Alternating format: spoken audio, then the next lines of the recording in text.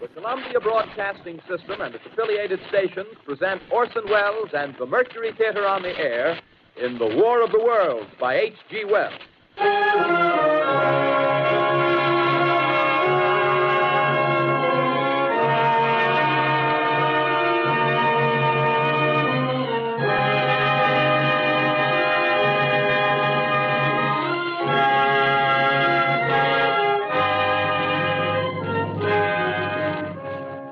Ladies and gentlemen, the director of the Mercury Theatre and star of these broadcasts, Orson Welles.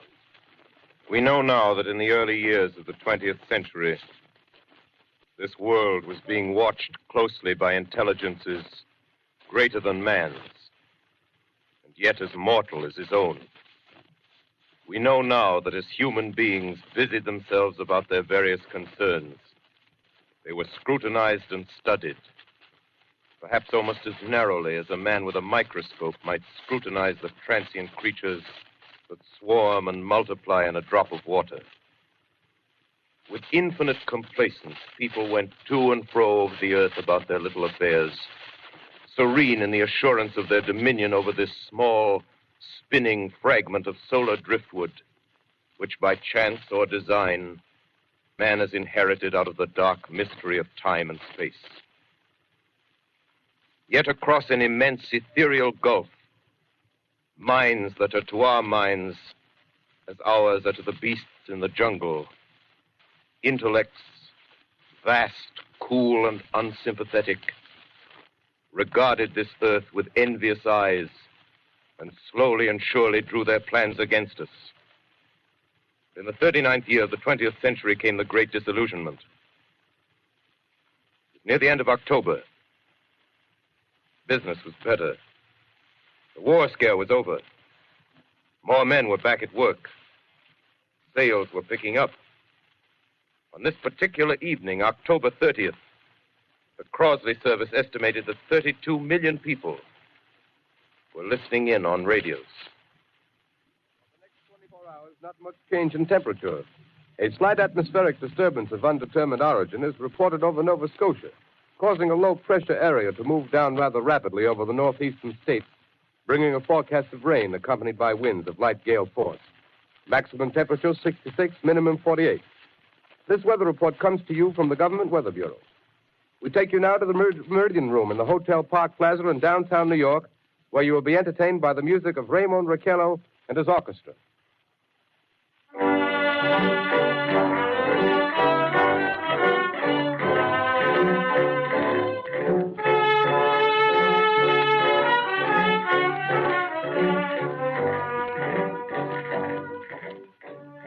Good evening, ladies and gentlemen. From the Meridian Room in the Park Plaza Hotel in New York City, we bring you the music of Raymond Raquello and his orchestra. With a touch of the Spanish, Raymond Raquello leads off with La Comparsita.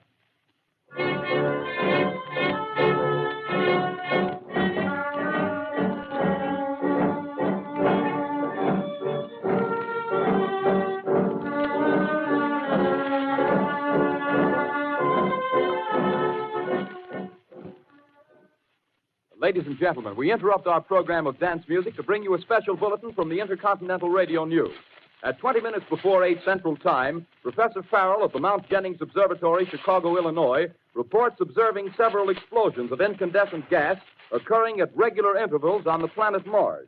The spectroscope indicates the gas to be hydrogen and moving toward the Earth with enormous velocity. Professor Pearson of the observatory at Princeton confirms Farrell's observation and describes the phenomenon as, quote, like a jet of blue flame shot from a gun, unquote. We now return you to the music of Raymond Raquello, playing for you in the Meridian Room of the Park Plaza Hotel, situated in downtown New York.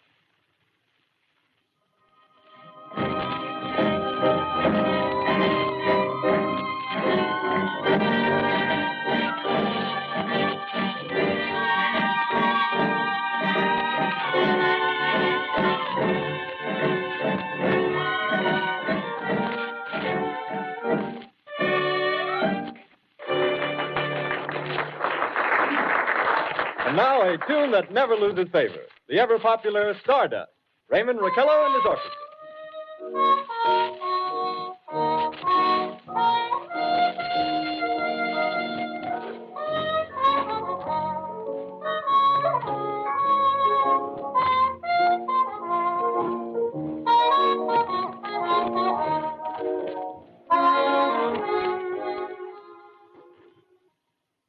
Ladies and gentlemen, following on the news given in our bulletin a moment ago, the Government Meteorological Bureau has requested the large observatories of the country to keep an astronomical watch on any further disturbances occurring on the planet Mars.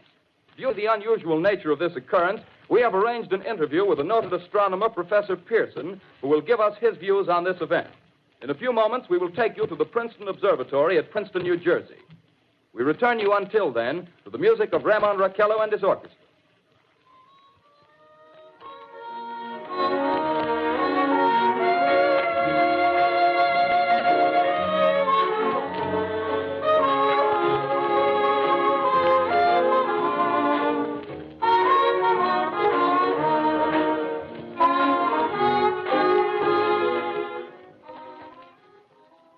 We are ready now to take you to the Princeton Observatory at Princeton, where Carl Phillips, our commentator, will interview Professor Richard Pearson, famous astronomer. We take you now to Princeton, New Jersey. Good evening, ladies and gentlemen. This is Carl Phillips speaking to you from the observatory at Princeton. I'm standing in a large semicircular room, pitch black except for an oblong split in the ceiling. Through this opening, I can see a sprinkling of stars that cast a kind of frosty glow over the intricate mechanism of the huge telescope. The ticking sound you hear is the vibration of the clockwork. Professor Pearson stands directly above me on a small platform, peering through the giant lens. I'll ask you to be patient, ladies and gentlemen, during any delay that may arise during our interview. Besides the ceaseless watch of the heavens, Professor Pearson may be interrupted by telephone or other communications. During this period, he is in constant touch with the astronomical centers of the world. Professor, may I begin our questions? Any time, Mr. Phillips. Professor, would you please tell our radio audience exactly what you see as you observe the planet Mars through your telescope? Nothing unusual at the moment, Mr. Phillips. A red disk swimming in a blue sea. Transverse stripes across the disk. Quite distinct now because Mars happens to be at the point nearest the Earth, in opposition, as we call it. In your opinion, what do these transverse stripes signify, Professor Pearson? Not canals, I can assure you, Mr. Phillips. They... Although that's the popular conjecture of those who imagine Mars to be inhabited. From a scientific viewpoint, the stripes are merely the result of atmospheric conditions peculiar to the planet. Then you're quite convinced, as a scientist, that living intelligence as we know it does not exist on Mars?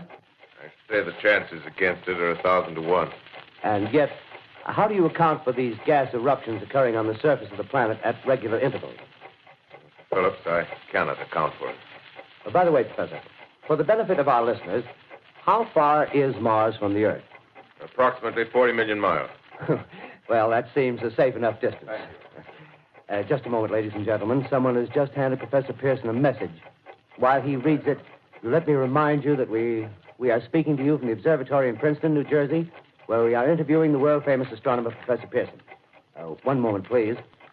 Professor Pearson has passed me a message which he has just received. Professor, may I read the message to the listening audience? Certainly, Mr. Phillips. Ladies and gentlemen, I shall read you a wire addressed to Professor Pearson from Dr. Gray of the Natural History Museum, New York. Quote, 9:15 p.m. Eastern Standard Time. Seismograph registered shock of almost earthquake intensity occurring within a radius of 20 miles of Princeton. Please investigate. Signed, Lloyd Gray, Chief of Astronomical Division. Unquote. Professor Pearson, could this occurrence possibly have something to do with the disturbances observed on the planet Mars? Hardly, Mr. Phillips. This is probably a meteorite of unusual size, and its arrival at this particular time is merely a coincidence. However, we shall conduct a search as soon as daylight permits. Thank you, Professor. Ladies and gentlemen, for the past 10 minutes, we've been speaking to you from the observatory at Princeton, bringing you a special interview with Professor Pearson, noted astronomer. This is Carl Phillips speaking. We are returning you now to our New York studio.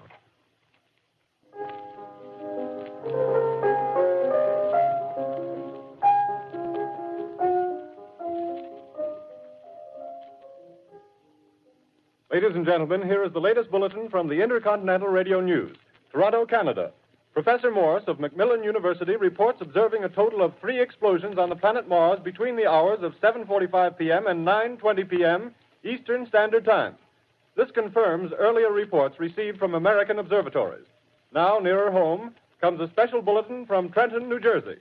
It is reported that at 8:50 p.m., a huge flaming object, believed to be a meteorite, fell on a farm in the neighborhood of Grover's Mill, New Jersey, 22 miles from Trenton. The flash in the sky was visible within a radius of several hundred miles, and the noise of the impact was heard as far north as Elizabeth. We have dispatched a special mobile unit to the scene, and we'll have our commentator, Carl Phillips, give you a word picture of the scene as soon as he can reach there from Princeton. In the meantime, we take you to the Hotel Martinet in Brooklyn, where Bobby Millett and his orchestra are offering a program of dance music.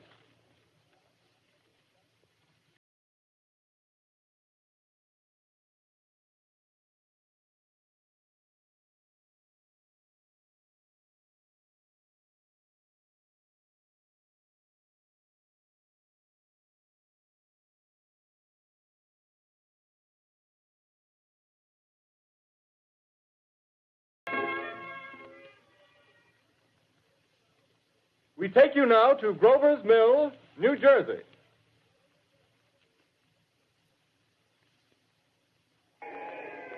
Ladies and gentlemen, this is Carl Phillips again, out at the Wilmot Farm, Grover's Mill, New Jersey. Professor Pearson and myself made the 11 miles from Princeton in 10 minutes. Well, I hardly know where to begin. To paint for you a word picture of the strange scene before my eyes, like something out of a modern Arabian Nights. Well, I just got here. I haven't had a chance to look around yet.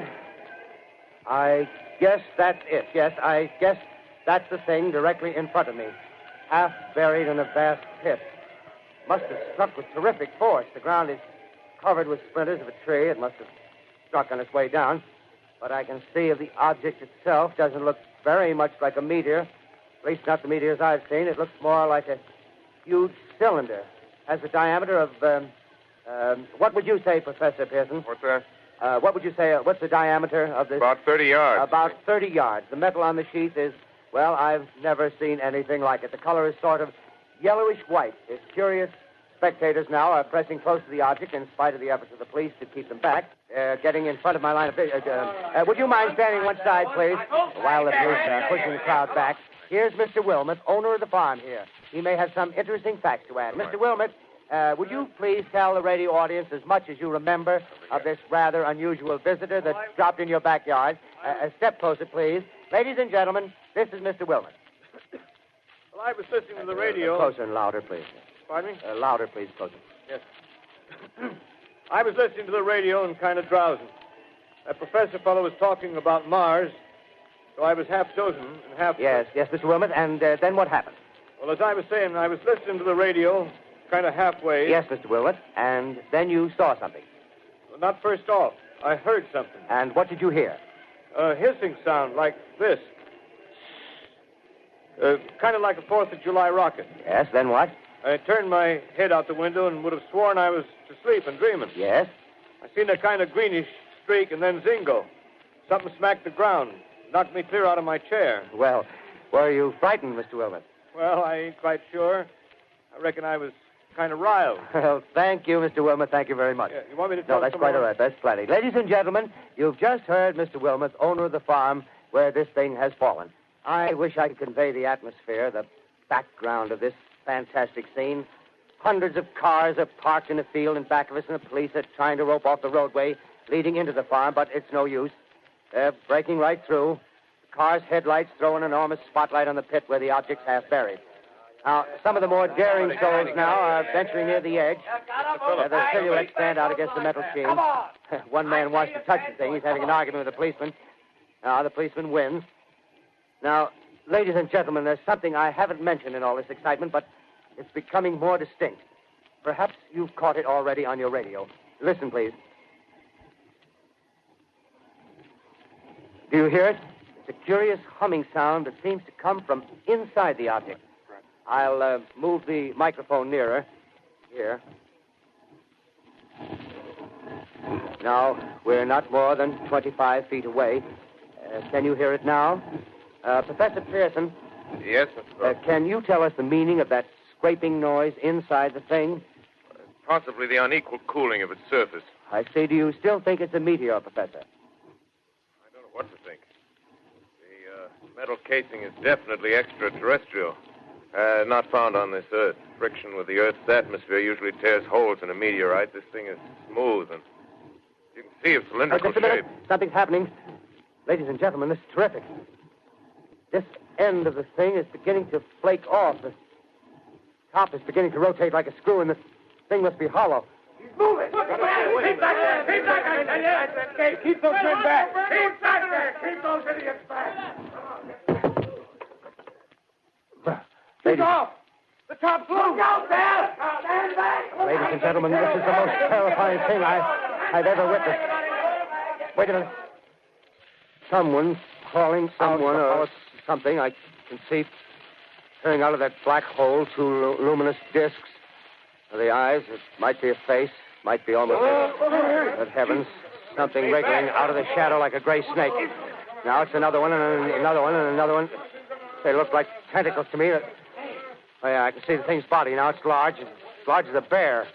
It glistens like wet leather, but that face, ladies and gentlemen, it's indescribable. I can hardly force myself to keep looking at it. It's so awful. The eyes are black and they gleam like a serpent. The mouth is kind of V-shaped with saliva dripping from its rimless lips that seem to quiver and pulsate. And the monster, or whatever it is, can hardly move. It seems weighed down by possibly gravity or something. The thing's rising up now, and the crowd falls back. They've seen plenty. The most extraordinary experience, ladies and gentlemen. I can't find words. Well, I'll pull this microphone with me as I talk. I'll have to stop the description until I can take a new position. Hold on, will you, please? I'll be right back in a minute.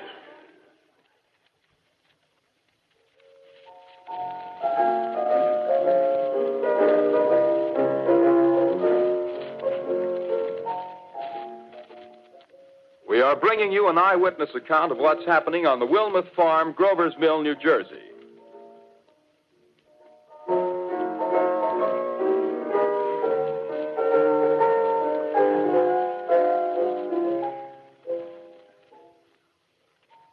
We now return you to Carl Phillips at Grover's Mill. Ladies and gentlemen, am I on? Ladies and gentlemen, here I am, back of a stone wall that adjoins Mr. Wilmuth's garden.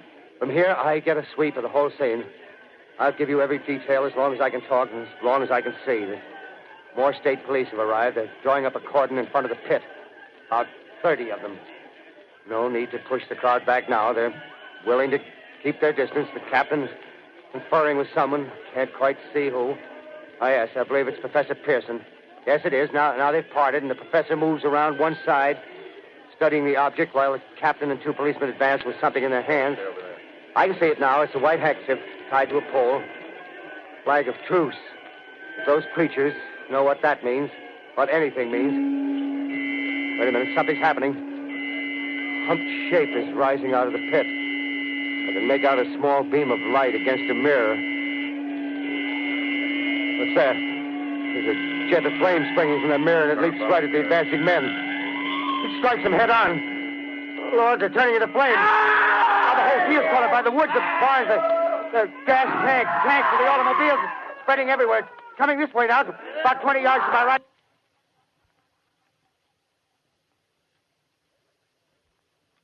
Ladies and gentlemen, due to circumstances beyond our control, we are unable to continue the broadcast from Grover's Mill.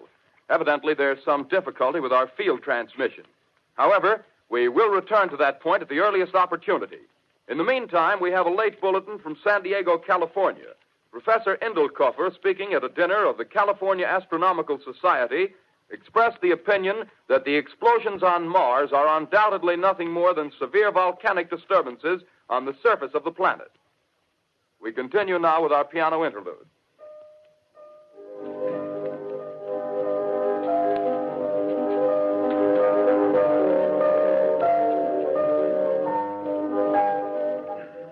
Ladies and gentlemen, I've just been handed a message that came in from Grover's Mill by telephone. Just one moment, please. At least 40 people, including 6 state troopers, lie dead in a field east of the village of Grover's Mill. Their bodies burned and distorted beyond all possible recognition. The next voice you hear will be that of Brigadier General Montgomery Smith, commander of the state militia at Trenton, New Jersey. I have been requested by the governor of New Jersey to place the counties of Mercer and Middlesex as far west as Princeton and east to Jamesburg under martial law. No one will be permitted to enter this area except by special pass issued by state or military authorities. 4 companies of state militia are proceeding from Trenton to Grover's Mill and will aid in the evacuation of homes within the range of military operations. Thank you. You have just been listening to General Montgomery Smith, commanding the state militia at Trenton. In the meantime, further details of the catastrophe at Grover's Mill are coming in. The strange creatures, after unleashing their deadly assault, crawled back in their pit and made no attempt to prevent the efforts of the firemen to recover the bodies and extinguish the fire. The combined fire departments of Mercer County are fighting the flames which menace the entire countryside.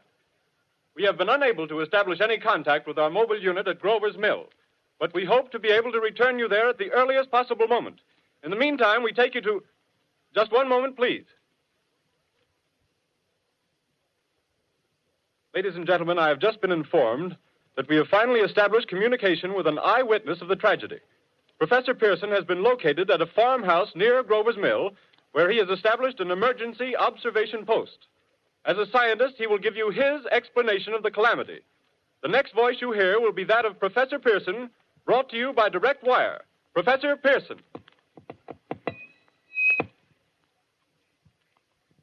Of the creatures in the rocket cylinder at Grover's Mill, I can give you no authoritative information, either as to their nature, their origin, or their purposes here on Earth. Of their destructive instrument, I might venture some conjectural explanation. For want of a better term, I shall refer to the mysterious weapon as a heat ray. It's all too evident that these creatures have scientific knowledge far in advance of our own. It's my guess that in some way they are able to generate an intense heat in a chamber of practically absolute non-conductivity. This intense heat they project in a parallel beam against any object they choose by means of a polished parabolic mirror of unknown composition, much as the mirror of a lighthouse projects a beam of light. That is my conjecture of the origin of the heat ray.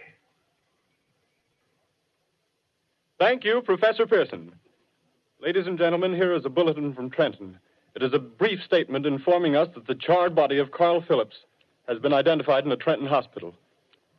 Now, here's another bulletin from Washington, D.C. The Office of the Director of the National Red Cross reports 10 units of Red Cross emergency workers have been assigned to the headquarters of the state militia, stationed outside of Grover's Mill, New Jersey. Here's a bulletin from State Police, Princeton Junction. The fires at Grover's Mill and vicinity are now under control. Scouts report all quiet in the pit, and there is no sign of life appearing from the mouth of the cylinder. Now, ladies and gentlemen, we have a special statement from Mr. Harry McDonald, Vice President in charge of operations. We have received a request from the state militia of Trenton to place at their disposal our entire broadcasting facilities. In view of the gravity of the situation, and believing that radio has a responsibility to serve in the public interest at all times, we are turning over our facilities to the state militia at Trenton. We take you now to the field headquarters of the state militia near Grover's Mill, New Jersey. This is Captain Lansing of the Signal Corps, attached to the state militia, now engaged in military operations in the vicinity of Grover's Mill. Situation arising from the reported presence of certain individuals of unidentified nature is now under complete control. The cylindrical object, which lies in a pit directly below our position, surrounded on all sides by 8 battalions of infantry, without heavy field pieces, but adequately armed with rifles and machine guns. All cause for alarm, if such cause ever existed, is now entirely unjustified. The things, whatever they are, do not even venture to poke their heads above the pit. I can see their hiding place plainly in the glare of the searchlights here. With all their reported resources, these creatures can scarcely stand up against heavy machine gun fire. Anyway, it's an interesting outing for the troops. I can make out their khaki uniforms crossing back and forth in front of the lights. Looks almost like a real war. There appears to be some slight smoke in the woods bordering the Millstone River. Probably fire started by campers. Well, we ought to see some action soon. One of the companies is deploying on the left flank. A quick thrust and it'll all be over. Now, wait a minute. I see something on top of the cylinder. No, it's nothing but a shadow. Now the troops are on the edge of the Wilmot Farm. 7,000 armed men closing in on an old metal tube. A tub, rather. Well, wait, that wasn't a shadow. It's something moving. solid metal, kind of a shield-like affair rising up out of the cylinder. It's going higher and higher. What? It's standing on legs, actually rearing up on a sort of metal framework. Now it's reaching above the trees and the searchlights are on it. Hold on.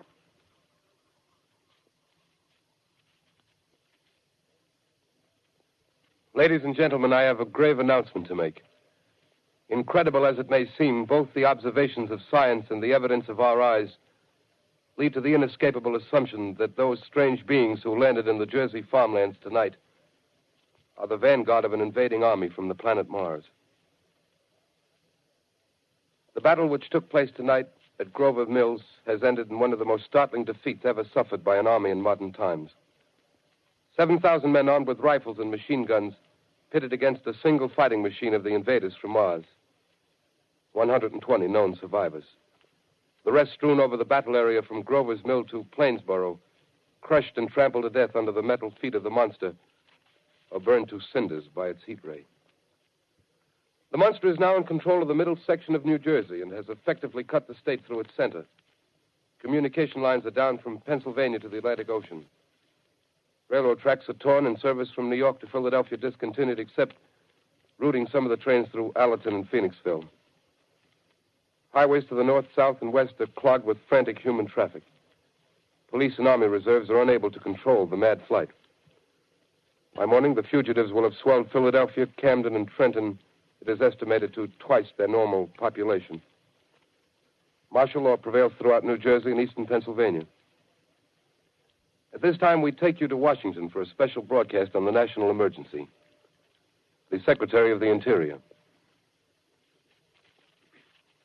Citizens of the nation, I shall not try to conceal the gravity of the situation that confronts the country, nor the concern of your government in protecting the lives and property of its people. However, I wish to impress upon you, private citizens and public officials, all of you, the urgent need of calm and resourceful action. Fortunately, this formidable enemy is still confined to a comparatively small area, and we may place our faith in the military forces to keep them there. In the meantime, placing our faith in God, we must continue the performance of our duties, each and every one of us, so that we may confront this destructive adversary with a nation united, courageous, and consecrated to the preservation of human supremacy on this earth. I thank you. You have just heard the Secretary of the Interior speaking from Washington. Bulletins too numerous to read are piling up in the studio here.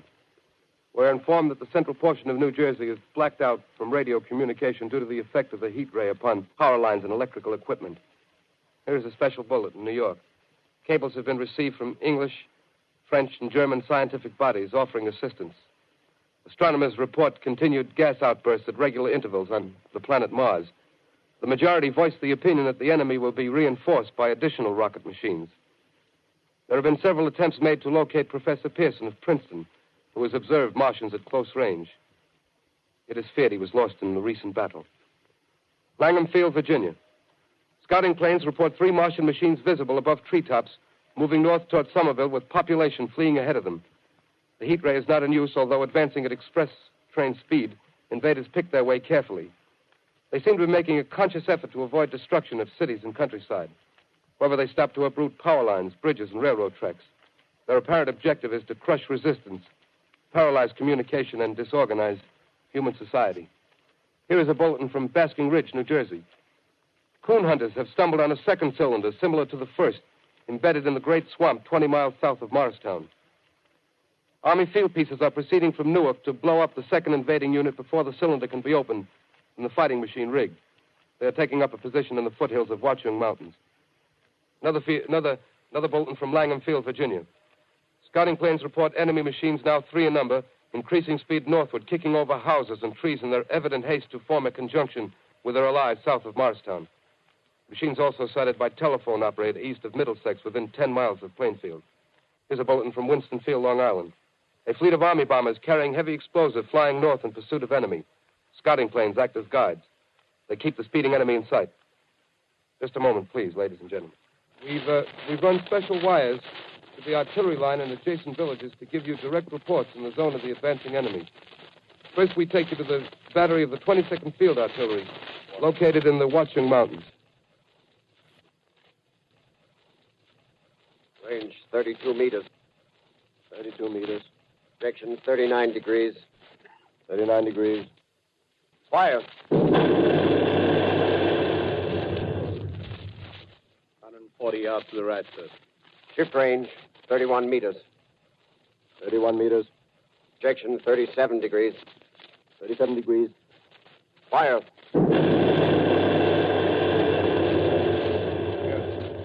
Hit, sir. Got the tripod of one of them. That's off. The others are trying to repair it. Quick, get the range. Shift 30 meters. 30 meters. Projection 27 degrees. 27 degrees. Fire. Can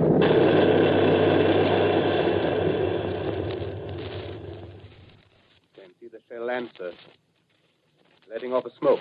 What is it? Black smoke, sir. Moving this way. Lying close to the ground. Moving fast. Put on gas masks. Get ready to fire. Shift to 24 meters. 24 meters. Projection 24 degrees. 24 degrees. Fire.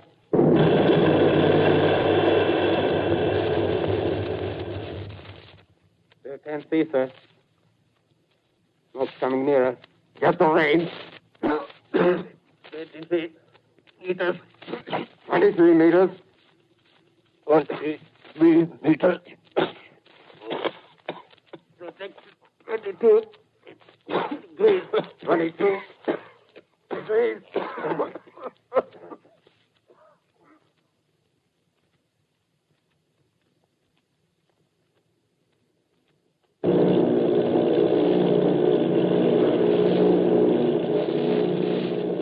Army bombing plane V-843 off Bayonne, New Jersey. Lieutenant Vogt, commanding 8 bombers, reporting to Commander Fairfax, Langham Field.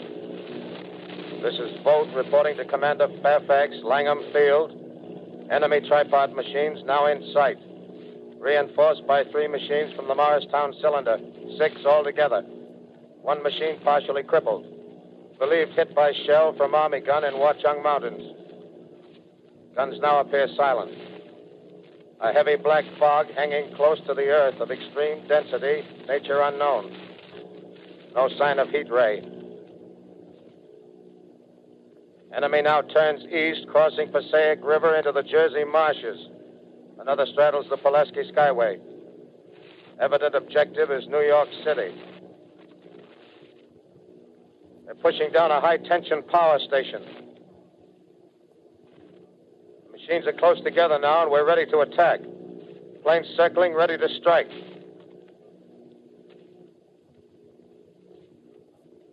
A 1,000 yards, and we'll be over the first.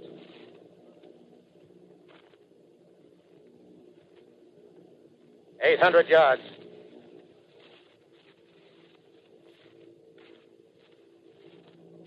$600.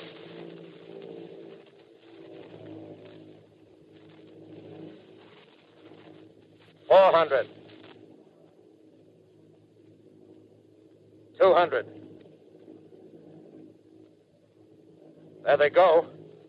The giant arm raised. Green flash. They're spraying us with flame. 2,000 feet. Engines are giving out. No chance to release bombs. Only one thing left. Drop on them, plane and all. We're diving on the first one. Now the engine's gone. 8.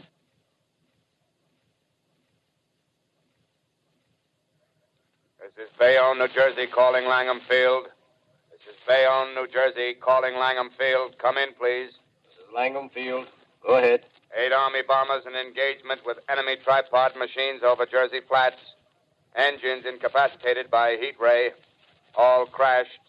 1 enemy machine destroyed. Enemy now discharging heavy black smoke in direction of... This is Newark, New Jersey. This is Newark, New Jersey. Warning. Poisonous black smoke pouring in from Jersey marshes. Reaches South Street. Gas masks useless. Urge population to move into open spaces. Automobiles use routes 7, 23, 24. Avoid congested areas. Smoke now spreading over Raymond Boulevard.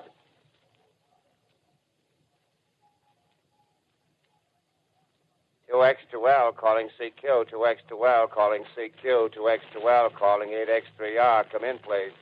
This is 8X3R coming back at 2X2L. How's reception? How's reception? K, please. Where are you, 8X3R? What's the matter? Where are you?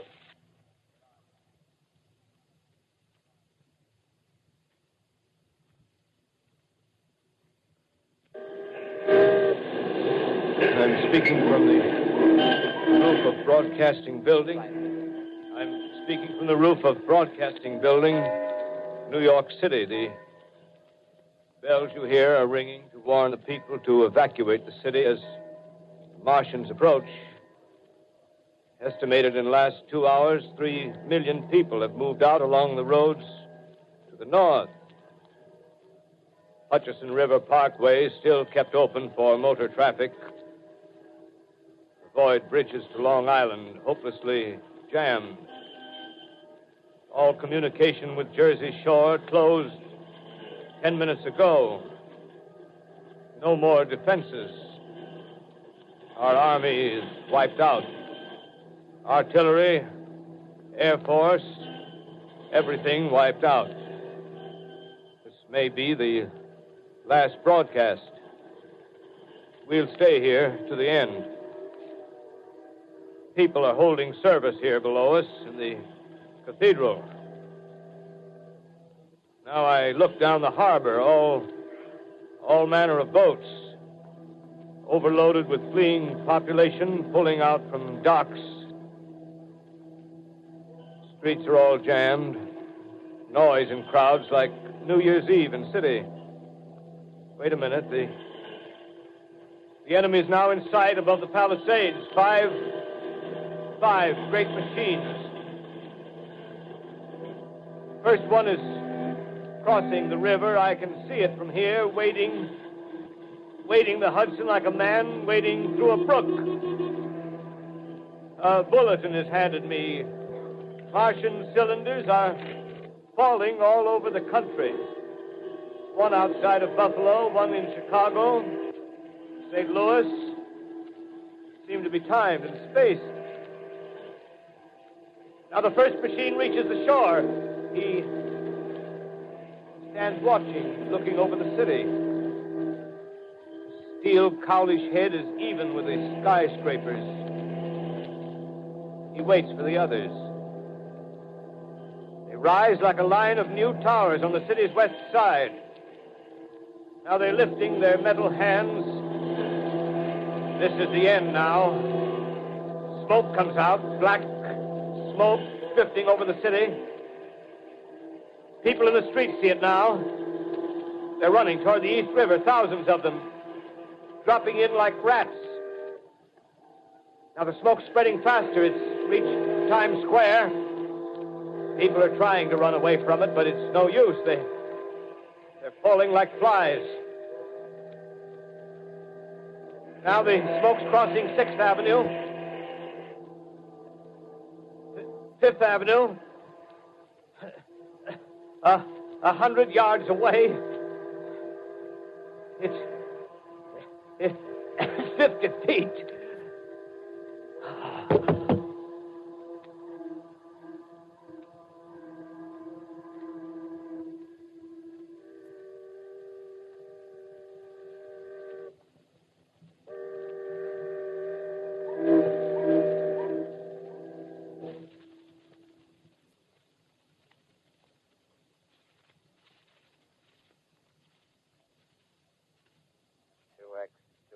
Calling CQ. 2X2L calling CQ.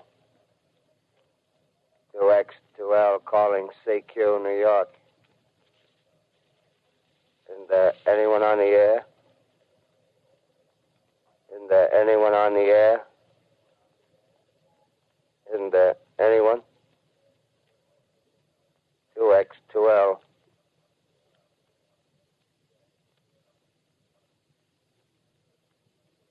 You are listening to a CBS presentation of Orson Welles and the Mercury Theatre on the air in an original dramatization of The War of the Worlds by H.G. Wells. The performance will continue after a brief intermission. This is the Columbia Broadcasting System. The War of the Worlds by H.G. Wells, starring Orson Welles and the Mercury Theatre on the air.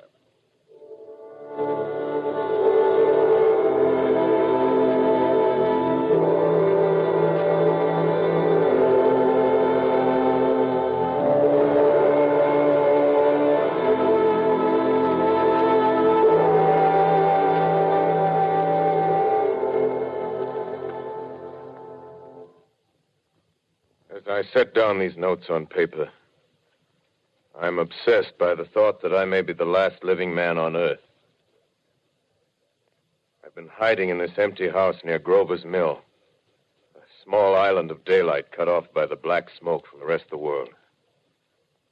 All that happened before the arrival of these monstrous creatures in the world now seems part of another life. A life that has no continuity with the present. Furtive existence of the lonely derelict who pencils these words on the back of some astronomical notes bearing the signature of Richard Pearson. I look down at my blackened hand and I try to connect them with a professor who lives at Princeton and who, on the night of October 20th, glimpsed through his telescope an orange splash of light on a distant planet. My wife, my colleagues, my students, my books, my observatory, my world. Where are they? Did they ever exist? Am I Richard Pearson? What day is it? Do days exist without calendars? Does time pass when there are no human hands left to wind the clocks? Writing down my daily life, I tell myself I shall preserve human history between the dark covers of this little book that was meant to record the movements of the stars. But to write, I must live, and to live, I must eat. Find moldy bread in the kitchen and an orange not too spoiled to swallow. Keep watch at the window. Time to time, I catch sight of a Martian above the black smoke. The smoke still holds the house in its black coil, but at length there's a hissing sound, and suddenly I see a Martian mounted on his machine, spraying the air with a jet of steam as if to dissipate the smoke. I watch in a corner as his huge metal legs nearly brush against the house. Exhausted by terror, I fall asleep. Morning. Sun streams in the window. The black cloud of gas is lifted, and the scorched meadows to the north look as though a black snowstorm had passed over them. I venture from the house. I make my way to a road, no traffic. Here and there, a wrecked car, baggage overturned, a blackened skeleton. Push on north.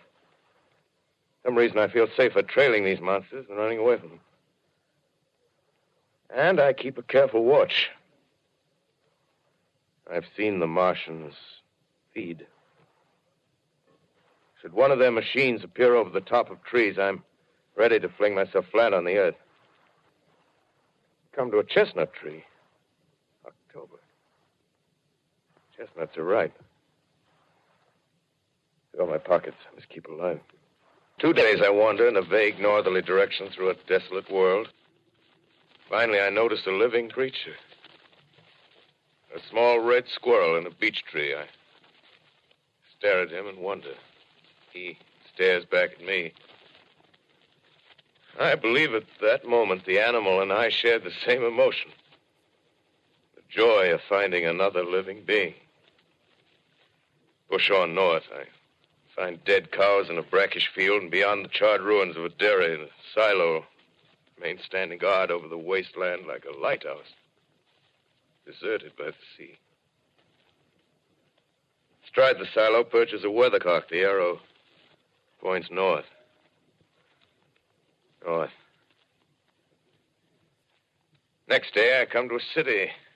City vaguely familiar in its contours, yet its buildings strangely dwarfed and leveled off as if a giant had sliced off its highest towers with a capricious sweep of his hand.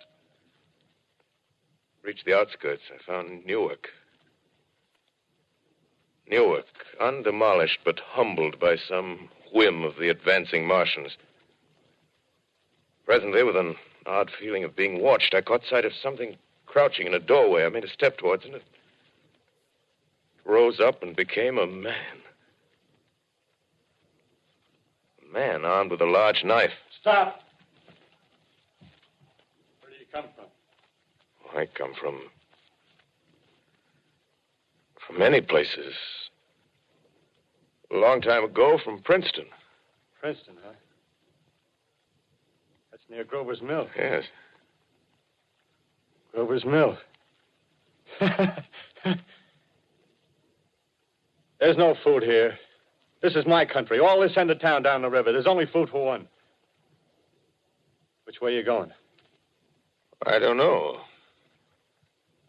I guess I'm looking for people.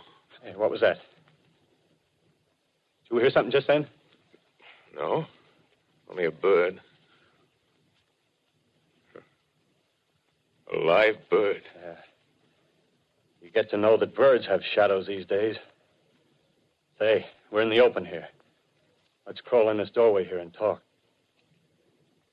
Have you seen any Martians? No. They're going over to New York. Night, the sky's alive with their lights, just as if people were still living in it. By daylight, you can't see them. 5 days ago, a couple of them carried something big across the flats from the airport. I think they're learning how to fly.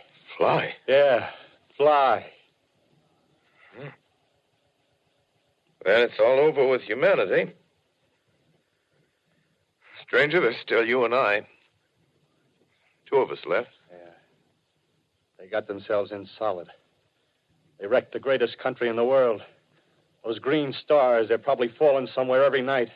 They've only lost one machine. There isn't anything to do. We're done. We're licked. Where were you? You're in a uniform. Yeah, what's left of it. I was in the militia. National Guard. That's good. There wasn't any war. Any more than there's war between men and ants. Yes, but we're eatable ants. I found that out. What'll they do to us? I thought it all out. Right now, we're caught as we're wanted. A Martian only has to go a few miles to get a crowd on the run. But they won't keep on doing that. They'll begin catching us systematic, like keeping the best and storing us in cages and things. They haven't begun on us yet. Not begun? Not begun. All that's happened so far is because we don't have sense enough to keep quiet. Bothering them with guns and such stuff and losing our heads and rushing off in crowds. No, instead of our rushing around blind, we got to fix ourselves up. Fix ourselves up according to the way things are now. Cities, nations, civilization, progress. Yes, but if that's so, what is there to live for? Well, there won't be any more concerts for 1,000,000 years or so, and no nice little dinners at restaurants. If it's amusement you're after, I guess the game's up. What is there left? Life, that's what. I want to live. Yeah, and so do you. We're not going to be exterminated. And I don't mean to be caught either. Tamed and fattened and bred like an ox. What are you going to do? I'm going on. Right under their feet. I got a plan. We men as men, we're finished. We don't know enough. We got to learn plenty before we got a chance. We've got to live and keep free while we learn, see? I've thought it all out, see? Well, tell me the rest. Well, it isn't all of us that are made for wild beasts. That's what it got to. That's what it got to be. That's why I watched you. Watched you.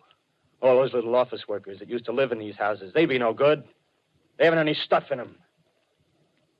They used to run Run off to work. I've seen hundreds of them running to catch their commuter's train in the morning, afraid they'd get canned if they didn't. Running back at night, afraid they wouldn't be in time for dinner. Lives insured and a little invested in case of accidents.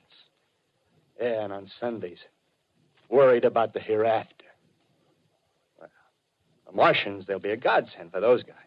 Nice roomy cages, good food, careful breeding, no worries. Yeah, after a week or so of chasing around the fields on empty stomachs, they'll come and be glad to be caught. You've thought it all out, haven't you? Sure, you bet I have. That isn't all. These Martians are going to make pets of some of them. Train them to do tricks. Who knows, get sentimental over the pet boy who grew up and had to be killed. Yeah, and some maybe they'll train to hunt us. Oh, no, it's impossible. Human Yes, they will. There's men who do it gladly. If one of them ever comes after me, by... In the meantime, you and I and others like us, where are we to live when the Martians own the Earth? I got it all figured out. We'll live underground. I've been thinking about the sewers. Under New York, there are miles and miles of them. The main ones, they're big enough for anybody. Then there's cellars, vaults, underground storerooms, railway tunnels, subways. You begin to see, huh? We'll get a bunch of strong men together. No weaklings.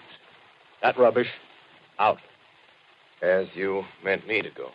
All right. Give you a chance, didn't I? Won't quarrel about that. Go on. Well, we got to make safe places for us to stay in, see? Get all the books we can. Science books. That's where men like you come in, see? We raid the museums. We'll even spy on the Martians. May not be so much we have to learn before... Listen. Just imagine this. 4 or 5 of their own fighting machines suddenly start off. Heat rays right and left. Not a Martian in them. Not a Martian in them, see? But men. Men who've learned the way how. May even be in our time. Gee. Imagine having one of them lovely things with a heat ray wide and free. We'd turn it on Martians. We'd turn it on men. We'd bring everybody down on their knees. That's your plan. Yeah. You. Me. A few more of us. We'd own the world. I see. Hey. Hey, what's the matter? Where are you going? Not to your world. Bye, stranger. Well, after parting with the artilleryman, I came at last to the Holland Tunnel, entered that silent tube, anxious to know the fate of the great city on the other side of the Hudson.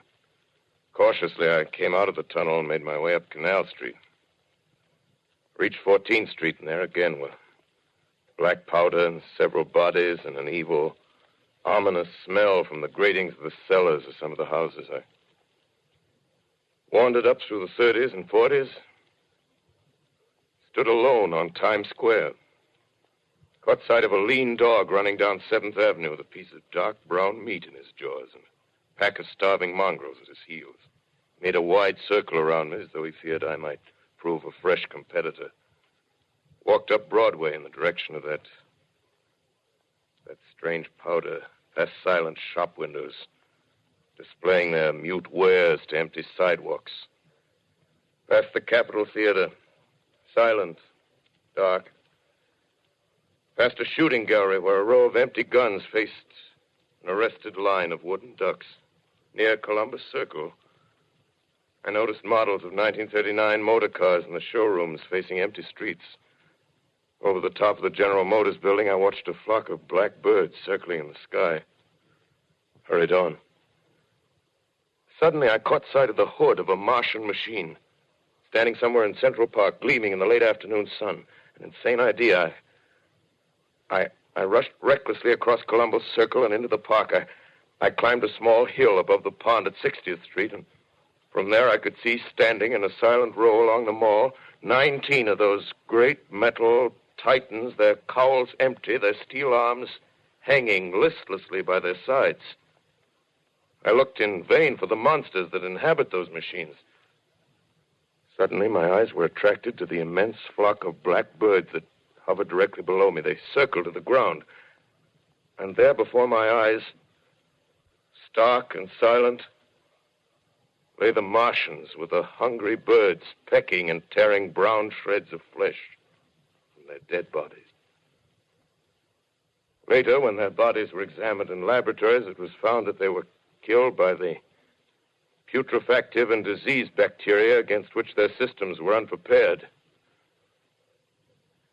Slain, after all, man's defenses had failed by the humblest thing that God, his wisdom, has put upon this earth.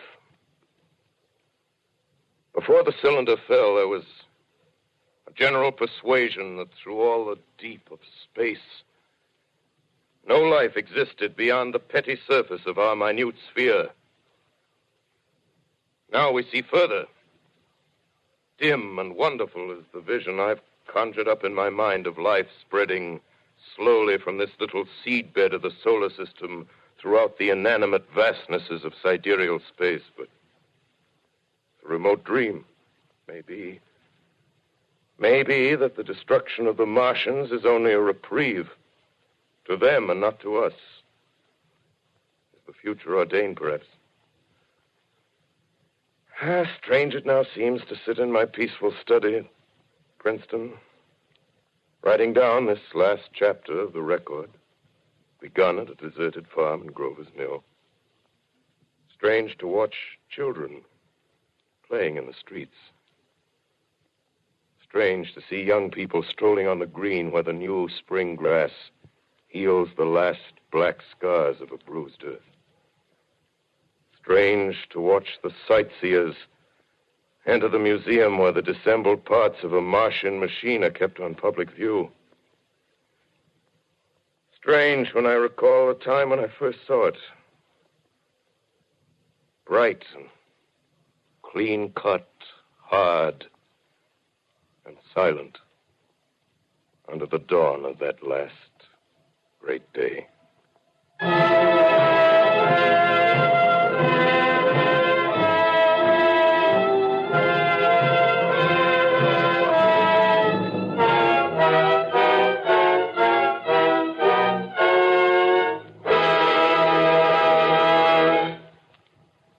This is Orson Welles, ladies and gentlemen, out of character to assure you that the War of the Worlds has no further significance than as the holiday offering it was intended to be.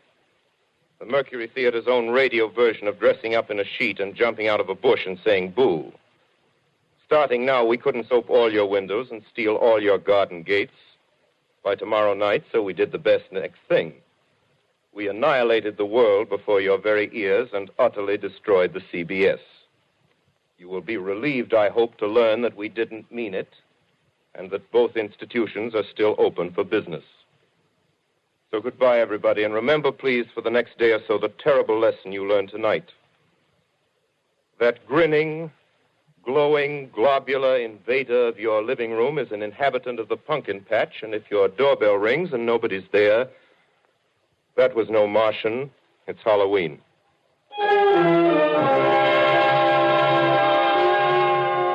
Tonight, the Columbia Broadcasting System and its affiliated stations coast to coast has brought you The War of the Worlds by H.G. Wells, the 17th in its weekly series of dramatic broadcasts featuring Orson Welles and the Mercury Theatre on the air. Next week, we present a dramatization of 3 famous short stories. This is the Columbia Broadcasting System.